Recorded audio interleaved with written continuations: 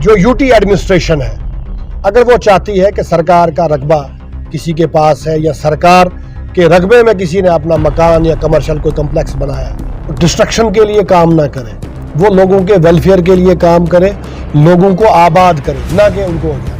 BJP अपने leaders के ऊपर बिल्डोजर नहीं चला रही है, तो ये भी कुछ लोगों का कहना है कि अपने लीडर्स को बचाने के लिए जो है अब शायद कहीं ना कहीं पे भाजपा ने लैंड इविक्शन ड्राइव रोकी है। तो आप क्या कहेंगे?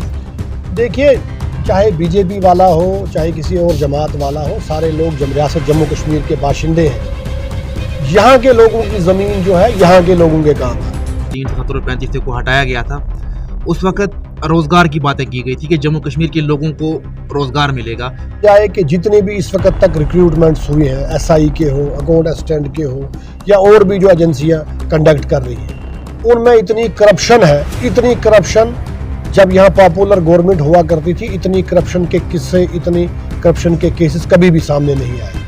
आप देखें, रात को ये लिस्ट निकालते हैं, सुबह ये कहते हैं नहीं जी इसमें कुछ धांधली का अंदेशा है, तो ये लिस्ट नहीं तो दूसरा।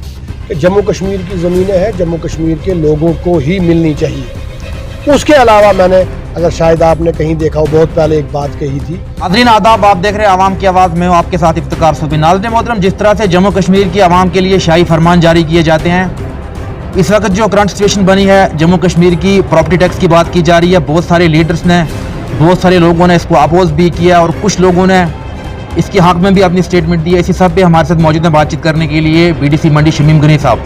गनी साहब, आपका बहुत बहुत शुक्रिया। और सबसे पहले जानना चाहेंगे जो इस वक्त की मौजूदा सूरत हाल बनी है, जिसमें गवर्नर साहब ने एक परसों ऐलान के ज़रिए से आवाम को ये इस बात से आगाह किया कि कहीं ना कहीं पे अगर आप आईफोन यूज़ करते हैं और साथ साथ में अगर आप डेटा डालते हैं तो क्या आप फिर टैक्स नहीं पे कर सकते? तो किस तरह से देखते हैं आप?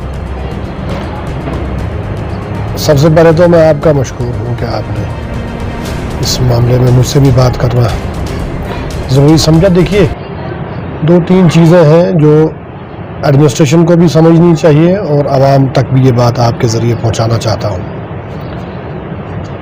प्रॉपर्टी टैक्स का जहाँ तक मसला है, तो हिंदुस्तान की जितनी भी रियासतें हैं, तकरीबन उन रियासतों में कानून नाफिज है, लोग प्रॉपर्टी टैक्स देते हैं और खुश असलूबी के साथ अदा करते हैं।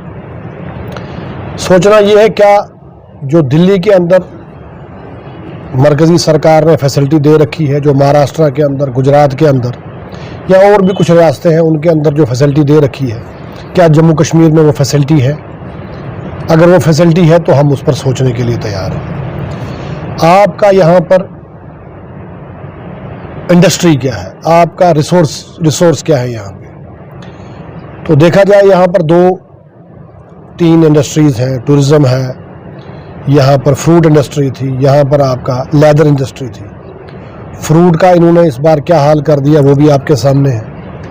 लेदर का क्या सिलसिला रहा वो तो बिल्कुल ठप ही हो गया है।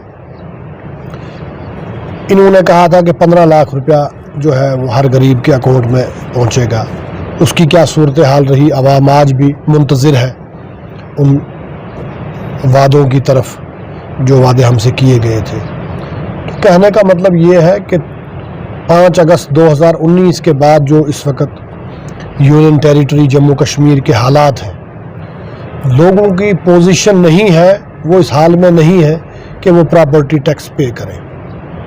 फिर अगर आप देखेंगे, साल 2022 में एलजी साहब ने खुद कहा था कि जम्मू कश्मीर में प्रॉपर्टी टैक्स नहीं लगाया जाएगा। तो मुझे समझ नहीं आती इनके सलाहकार कौन है और ये क्या देखकर फैसले लेते हैं।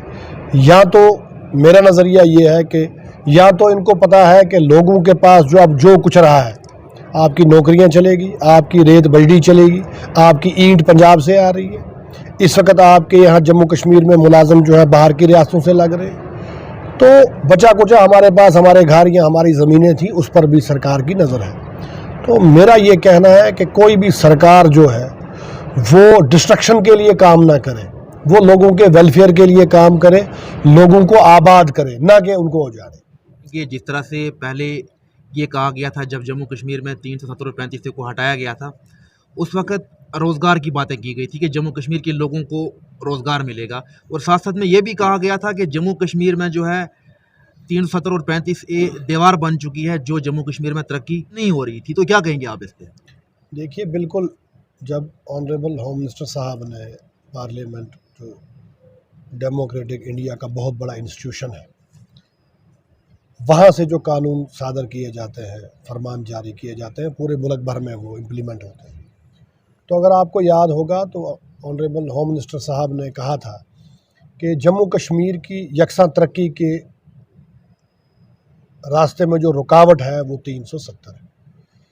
तो बहुत सारी सेक्शनों ने अगरचे वेलकम भी किया, लेकिन बेशतर लोगों ने, ज़्यादातर लोगों ने, मेजॉरिटी में लोगों ने उस फरमान को नकारा और कहा कि 370 और 35A हटाने का जो फ़ैसला था वो गलत था।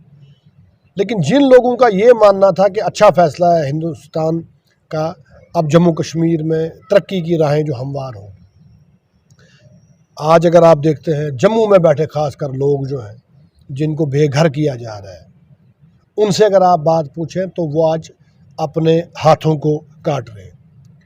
देखा यह जाए कि जितनी भी इस वक्त तक रिक्रूटमेंट्स हुई हैं, SI के हो, अकाउंट असिस्टेंट के हो, या और भी जो एजेंसियां कंडक्ट कर रही हैं, उनमें इतनी करप्शन है, इतनी करप्शन जब यहाँ पॉपुलर गवर्नमेंट हुआ करती थी, इतनी करप्शन के किस्से, इतनी करप्शन के केसेस कभी भी सामने नहीं आए। आप देखें, रात को ये लिस्ट निकालते हैं, सुबह ये कहते हैं नहीं जी इसमें कुछ धांधली का अंदेशा है, तो ये लिस्ट नहीं तो दूसरी लिस्ट निकलती है, कहते हैं नहीं इसमें भी हम मुतमिन नहीं तो तीसरी। तो कहने का मतलब है जो तरीक़ाकार है, जो प्लानिंग इनकी है, वो मुझे लगता है उसमें कहीं ना कहीं कमी है। इस वक्त जम्मू कश्मीर का जो युवा है, यूथ है, पढ़ा लिखा नौजवान है, अगर आपने शायद परसों देखा, एक MCOM जो एक लड़का था, वो लंबरदार की पोस्ट के लिए कश्मीर में वहाँ पे उसने अर्ज़ी लगाई। तो जब उससे पूछा गया तो उसने कहा मेरे पास और कुछ नहीं रह गया है काम करने के लिए।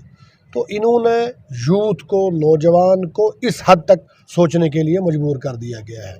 और इसके साइड इफ़ेक्ट्स क्या हैं कि एक पढ़ा लिखा नौजवान जो है वो चोरी नहीं कर सकता, वो भीख नहीं मांग सकता, तो अल्टीमेटली वो क्या करता है, डिप्रेशन का शिकार होता है।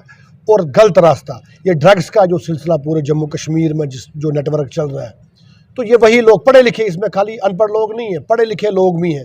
जब आपके पास कोई काम करने के लिए कोई चारा ही नहीं है, कोई रास्ता नहीं है, तो आपने सर्वाइव करना है, लोगों की फैमिलीज़ हैं, लोगों के बच्चे हैं, या अपना आप देखना है, तो उसके लिए लोग मजबूर हो जाते हैं गलत राहें इख्तियार करने के लिए।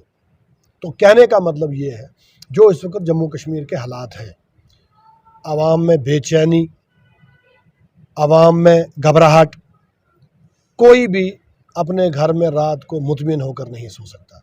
कभी ज़मीनों का डर, कभी नौकरियों का डर, कभी मकान गिराने का डर। तो ये जो जम्मू कश्मीर में चल रहा है, ये डिस्ट्रक्शन की तरफ हम जा रहे हैं। यहाँ मैं देख रहा था, ऑनरेबल LG साहब ने कहा कि बहुत जल्द यहाँ पर बिजली जो है 24/7 जो है वो दी जाएगी। तो आज भी ये जो पहाड़ी इलाके हैं, इनमें बेशतर लोग ऐसे हैं जिनके घरों में बिल तो जाते हैं, ना वहाँ पर ये पोल आज तक लगा सके, ना उन पोलों पर कभी तार लगा सके। गणेश साहब, एक आखिरी सवाल आपसे जानने की कोशिश करेंगे। जिस तरह से ये भी कहा जा रहा है कि लैंड इविक्शन ड्राइव को लेकर बीजेपी जो है अपने जो मतलब उनके अपने लीडर्स इसमें इन्वॉल्व हैं, एक तो उनके ऊपर बिल्डोज़र नहीं चलाया जा रहा है, बीजेपी अपने लीडर्स के ऊपर बिल्डोज़र नहीं चला रही है, तो ये भी कुछ लोगों का कहना है कि अपने लीडर्स को बचाने के लिए जो है अब शायद कहीं ना कहीं पे भाजपा ने लैंड इविक्शन ड्राइव रोकी है, तो आप क्या कहेंगे इस पर? देखिए, चाहे बीजेपी वाला हो, चाहे किसी और जमात वाला हो, सारे लोग रियासत जम्मू कश्मीर के बाशिंदे हैं। यहाँ के लोगों की ज़मीन जो है यहाँ के लोगों के काम आनी। और ये जो आज आप ये खेती बाड़ी लायक जो ज़मीनें देखते हैं, ये सालों पहले बंजर हुआ करते थे। इन पर हमारे बाप दादाओं ने अपना खून बहाया है, हल चलाया, मेहनत की। आज ये एग्रीकल्चर लैंड जो इनको नज़र आ रही है, जिसको ये छीनना चाहते हैं, तो मैं अक्रॉस द पार्टी लाइन्स यही कहूँगा कि जम्मू कश्मीर की ज़मीनें हैं, जम्मू कश्मीर के लोगों को ही मिलनी चाहिए। उसके अलावा मैंने, अगर शायद आपने कहीं देखा हो, बहुत पहले एक बात कही थी कि जो UT एडमिनिस्ट्रेशन है, अगर वो चाहती है कि सरकार का रकबा किसी के पास है, या सरकार के रकबे में किसी ने अपना मकान या कमर्शियल कोई कम्प्लेक्स बनाया है, तो उसके लिए सरकार को एक पॉलिसी लानी चाहिए, ट्रांसपेरेंट पॉलिसी लानी चाहिए। ऐसा नहीं हो कि वो जो पिछली हुकूमत में रोशनी एक्ट के तहत जो है लोगों से पैसा भी लिया गया, लेवी ली गई, फ़ीस ली गई, उनके इंतकालात किए गए, तो बाद में वही इंतकाल जो है मनसूख कर दिए। वैसी कोई पॉलिसी नहीं, कोई परमानेंट पॉलिसी लानी चाहिए, उसमें चाहे वो किराया उसके लिए मुकर्रर करें या वन टाइम कोई सेटलमेंट करें, तो वो सरकार को मुझे लगता है अगर सरकार समझती है कि रियासत जम्मू कश्मीर के लोग हमारे अपने हैं और सही मायनों में वो इसे जम्मू कश्मीर को हिंदुस्तान का ताज समझती है, तो उन्हें लोगों का वेलफेयर करना चाहिए। एडमिनिस्ट्रेशन में कोई भी हो, एडमिनिस्ट्रेशन किसी की भी हो, हुकूमत किसी की भी हो, वो लोगों को बसाने के लिए काम करनी चाहिए, ना कि लोगों को उजाड़ने के लिए। तो चलिए, बहुत बहुत शुक्रिया। हमारे साथ बातचीत कर रहे थे BDC मंडी शमीम गनी साहब। मुख्तलिफ सवालात पे हमने इनसे बातचीत की, और आपकी क्या राय है इस इंटरव्यू के बारे में कमेंट बॉक्स में ज़रूर बताइएगा। मज़ीद अपडेट्स के लिए आप देखते रहे आवाम की आवाज़। दीजिएगा मुझे इजाज़त। अल्लाह हाफ़िज़।